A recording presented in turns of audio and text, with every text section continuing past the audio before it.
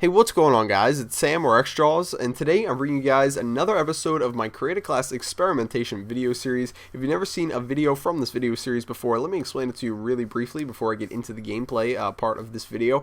Basically, you can see in the background here, I'm on a website. This is picacid.com/classgen, and what this website does is creates a random Create a Class setup and kill streaks for me to try to use when playing Black Ops. So I'm going to click roll right here, and you're going to see what I get, and then I'm going to try and get a good gameplay with whatever I get. And as you can see, this is not a very good setup right here. What do I got? I got the M60 with an infrared scope. That's going to be a little bit difficult to use. I got the Python with the stub nose, Semtex, no gas, and jammer.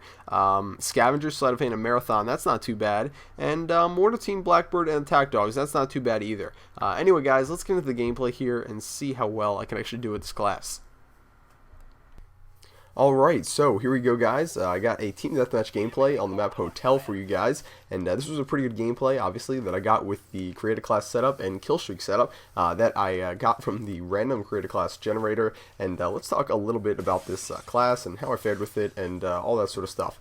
So obviously, the M60 with an infrared scope is not a conventional setup to use. The M60 itself is a weapon that I don't use all that often, and when when I do use it, when I recommend you use it as well, is not in 6 or 6 game modes. Really, it's good for ground war, or it's best for ground war when you really need that extra ammo. The reason why the different LMGs are so great in this game, or in any game, is really because of that extra ammo, not so much anything else, because the mobility of them typically isn't that great. In previous games, they were high damage weapons that could kill at 2 bullets from any range, but I don't know if that's still the case with the M60, and a lot of I know it's not the case with some of the other light machine guns, because of the fact that there's no stopping power in this game and all the guns take longer to kill, which is a little bit unfortunate. But I'll have to agree, a 2-shot kill is really powerful, but it's you have so low mobility that really it's difficult to actually use it to your advantage a lot of the times.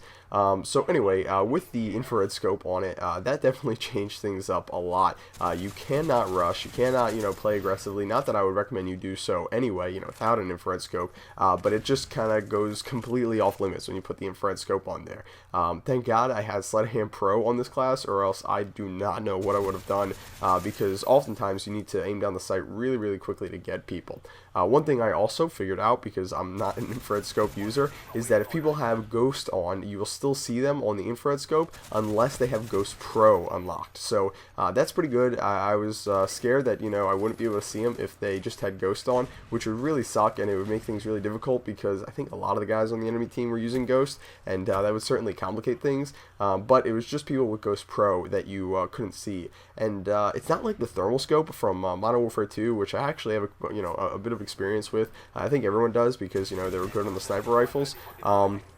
The difference between, or like the thing that I noticed, the main difference between this and the thermal scope is that you can't see anything other than, people lighting up on your screen. It really doesn't allow you to see much at all, and it definitely makes things really difficult with this scope. And I don't know why they did that. I honestly, I don't know about you guys, but I don't think the thermal scope needed to be made worse from what it was, because pretty much this is just kind of a play off the infrared or the thermal scope. It's pretty much the same thing, serves the same purpose, and goes on some of the assault rifles. It's just, man, they could have made it so much better, and they could have made it an actual feasible attachment to use on some of the assault rifles, but absolutely not in the condition that it's in right now.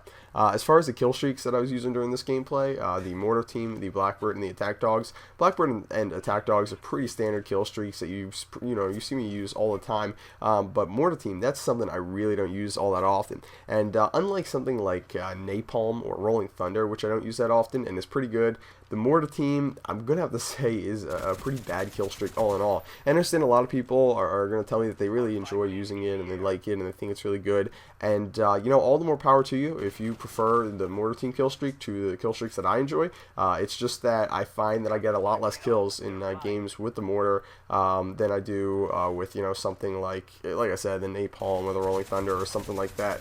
It just seems that it's obviously not instant, so you have to predict where the enemy is, and you have to get it pretty close on. I think Wings of Redemption said it best a while ago. The mortar team is basically like 3 noob tubes dropping out of the sky. 3-leg danger close noob tubes dropping out of the sky and landing on the locations of your choice. You really have to be close to them if you want to kill them, and you know, it's close for a kill streak. Of course, I understand a noob tube has a pretty big radius and all, but you know, you sort of got to guess and you sort of got to estimate where they're going to be at the time when the actual mortar things come down, drop out of the sky. So that can often, you know, prove difficult.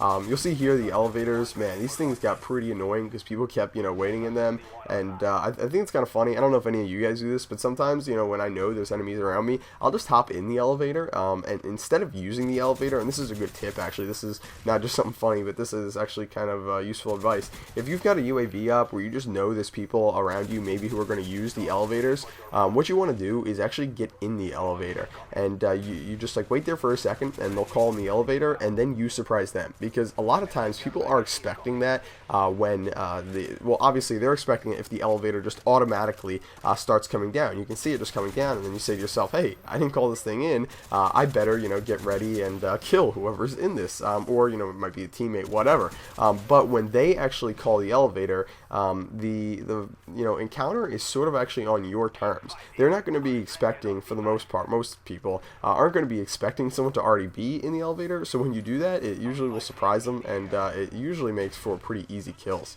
So anyway guys, this gameplay is wrapping down here. You'll see get a couple kills, game finishes up, and I was actually able to get a pretty good score here. There's another guy who was coming up there. That one didn't work out too well for him because he had the flamethrower, obviously. But for the most part, pretty standard gameplay here, guys. I hope you enjoyed it. I'm trying to bring you guys more gameplays with these kind of crazy creative class setups, and I hope you guys enjoy them. So I think the game ends right here. Final score is going to be 35-2. So I hope you guys enjoy this gameplay. If you will, please take a second to rate the video. That really helps me out, and I will see you guys later. Bye.